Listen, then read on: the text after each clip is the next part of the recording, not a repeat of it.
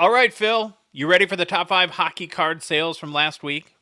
Ready for the top 5. Let's go. Hope it was better than last week, but we'll see. I think you'll like it, but Okay. you never know with you. You're an enigma. We don't Yeah. know what that means, but you are one. So Can't spell it either. I can pretty much, yeah, neither can I. I can pretty much guarantee that you're going to like this first card, Phil. Okay. So kicking off our countdown this week is a 2021-22 O-Pee-Chee Platinum Sidney Crosby Golden Treasures 101 PSA 9 that sold for $6,500 US dollars via Fanatics Buy Now Marketplace.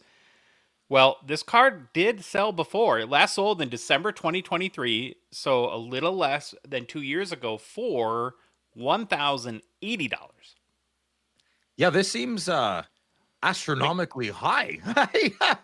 There's one on ComC, Golden Treasure right now that I think is a more aesthetically pleasing card for less than half this price.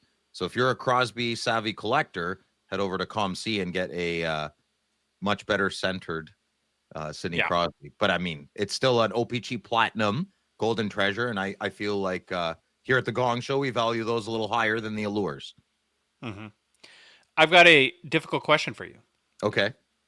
Do you think the rise of the Outburst Gold 101 has diminished at all or tarnished at all the Golden Treasures 101? Yeah, I've never thought of that. I think you're right, Madigan. A little bit. Well, or has it risen it up? No, I don't think. Well, okay. I seem like a fool considering how high this price is right now. But I think in general, overall, I think if you add another 101 to our small hobby already, you're diluting the pool. So fair. And two, I mean, this is a huge sale. Of course, it's a massive jump. Congratulations to the seller. They obviously did very well. But we always got to remember, like we tend to assign like this huge macro meaning to a sale like this. It could have been a drunk guy who fought with his wife and said, "Well, I'm going to go buy a $6,000 card. Buy now." And another guy who wasn't as drunk competing. Fair. No, but this was a buy now, so it wasn't even an auction. What? This wasn't an auction? No, the Fanatics fixed price marketplace. Oh, wow. You're speechless. Well, maybe somebody has. So this happened to me. I have the whole rainbow of a certain year of Brady Tkachuk, and then when the Golden Treasure comes out, that's the only one you're missing. Oh, and you start to get emotional, and you don't think straight. Then they got you. They got you. They got you. Okay, let's move on to number 4. So coming at number 4 this week is, I think, another very cool card, an interesting card. It is a 1910 Imperial Tobacco C56 Art Ross rookie KSA 7 graded card that sold for $7,971 US via eBay fixed price again on September 18th. So if you agree with the KSA grade, this would be a big discount over a similarly graded card from PSA. I don't think there's been a PSA 7 copy that sold recently, but based on other comps and lower grades, this would be probably over $15,000 as a PSA 7. You know more as a Canadian. You know more about KSA than I do. But my big worry in a purchase like this would be, is KSA able to detect if the card has been altered in any way? And so before I bought this card, which does look very nice, I would want to have many experts look at it even before forking over $8,000. So KSA is a great first step into grading. I would think they're cheaper, they're quicker, and they're Canadian. So if those couple of those strike your fancy, well, I would hit up KSA. They also have very new slabs. They're much nicer than this old one. Now, saying those things, KSA does. I have seen slabs that have cut or have caught miscut cards. We'll say no. I don't want to say trimmed. Altered, you could say. Altered. Okay, altered better. But it's not as prevalent as PSA or SGC. How many labels you see authentic but altered? Yeah, and I'm not trying to be unfair to KSA by any means. I'm just saying that just giving my honest opinion that it's like, well, what would somebody try to? Because one or two reasons this was graded by KSA, by a Canadian hockey collector, which would make a lot of sense, that wants to go with the Canadian grading company because they don't want to ship the card over the border. Or maybe, if you wanted to put your tinfoil hat on, somebody that wants to maybe altered a card and didn't think it could get past PSA. I So don't know. Is that fair? I would say 98% it's the first one. 90 Yeah, most people are very I find the people that grade with KSA are very loyal. They're a great company. I think family business. They give full effort, but they don't have the volume and the bankroll that the big boys have, right? fair. KSA has put their boots on the ground 2 decades ago, and they've been around forever. And I like them for what they are. Yeah. Now, I for resale value, no, I don't think so. That's not going to bring it in. I don't think they have the same metrics that PSA and SGC have to catch altered cards. I think that's less on the priority list for them. I don't think they're as favorable to give an altered card grading as PSA would be. Well, to your point, and again, I'm not trying to throw any shade at all. And they've been No, around you're for a long not. time, You're and not.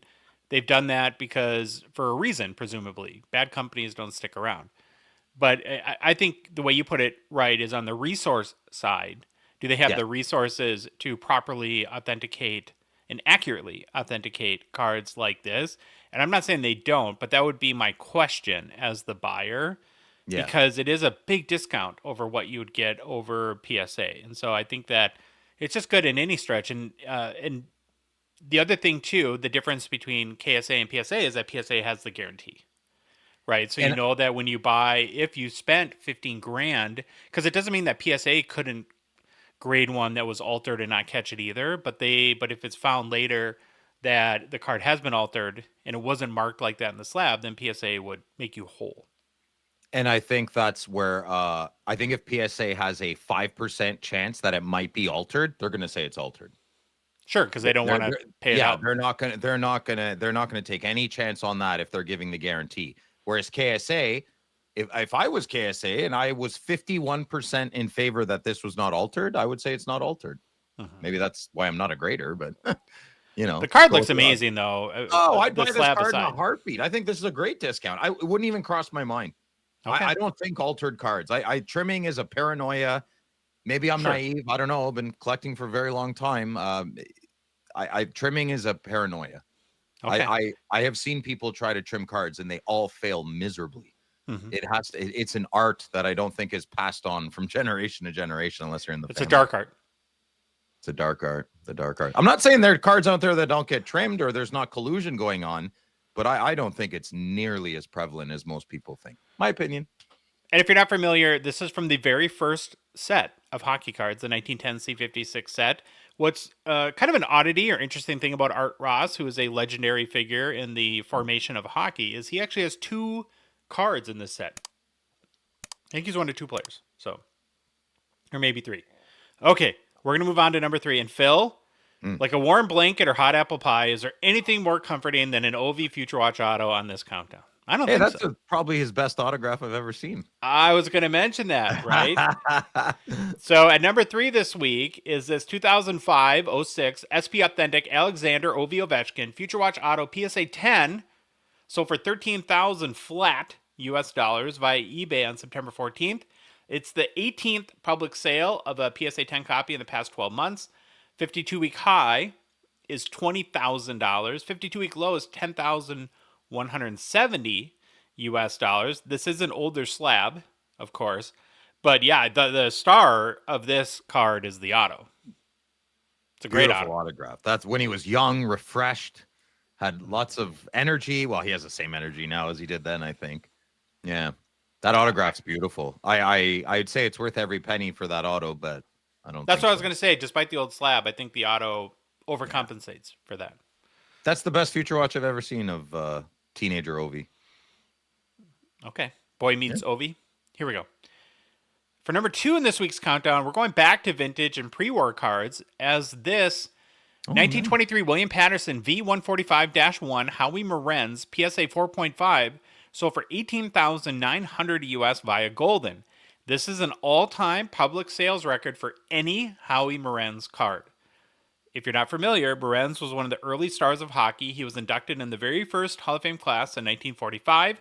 His nickname is the Stratford Streak, as he was regarded as one of the fastest skaters of his era. Now, Phil, you're known for streaks, but for a way different reason. Yeah. I have been known to be a bit of an exhibitionist in my younger age. Yeah. Yeah. The Canada streak. Okay, well, move on.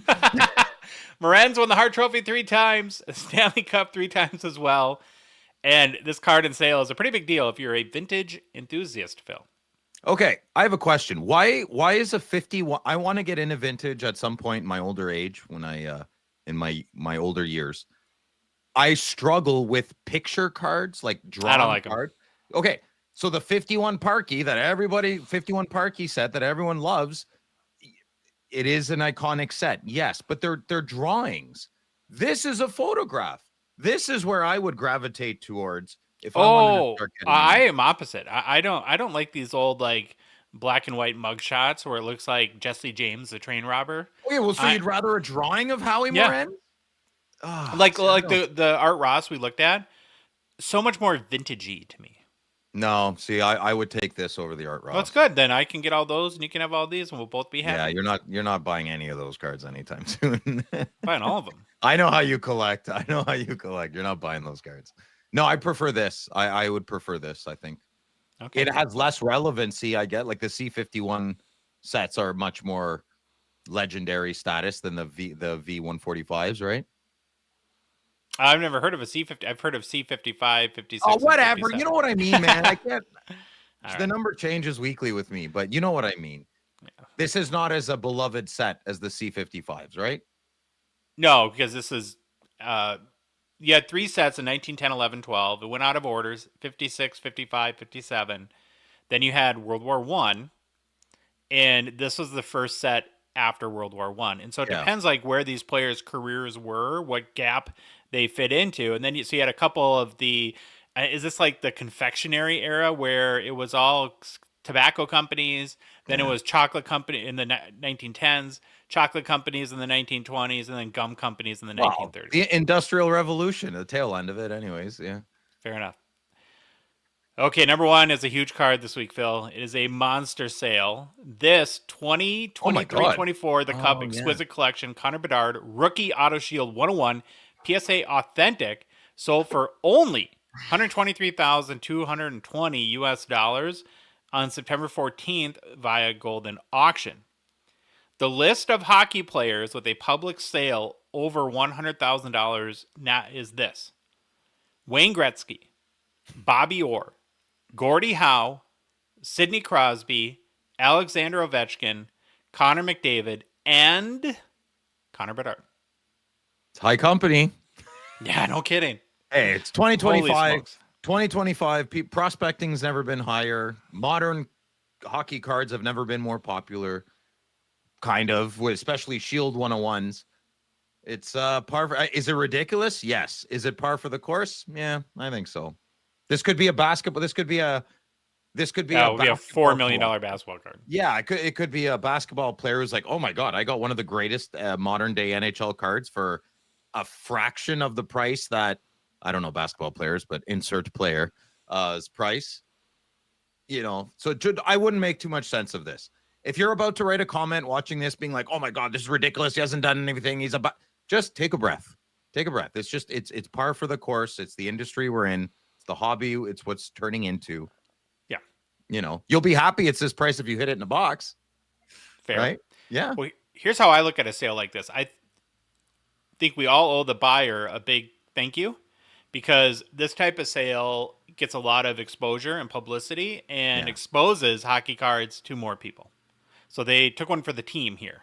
And whether they get a return on this card or whatever, however they value the return, maybe they just want to own it for 10 years and it's worth $12,000 a year to do that. Or they're hoping to sell it for $200,000 someday. It's to each their own, but this is a big deal in the hobby. To that list of players that have sold a card, where a card sold for more than 100,000 is very short, and any name we can add to it is a good thing.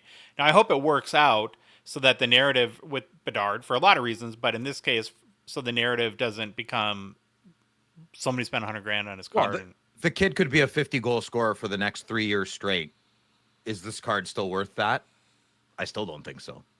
Right? Yeah, we'll see. But thank you for taking one for the team. I appreciate it. Mm-hmm. All right, buddy. All right. That's the top 5 sales from this week. We'll be back next week because we have nothing better to do. Yeah. All right. See you then.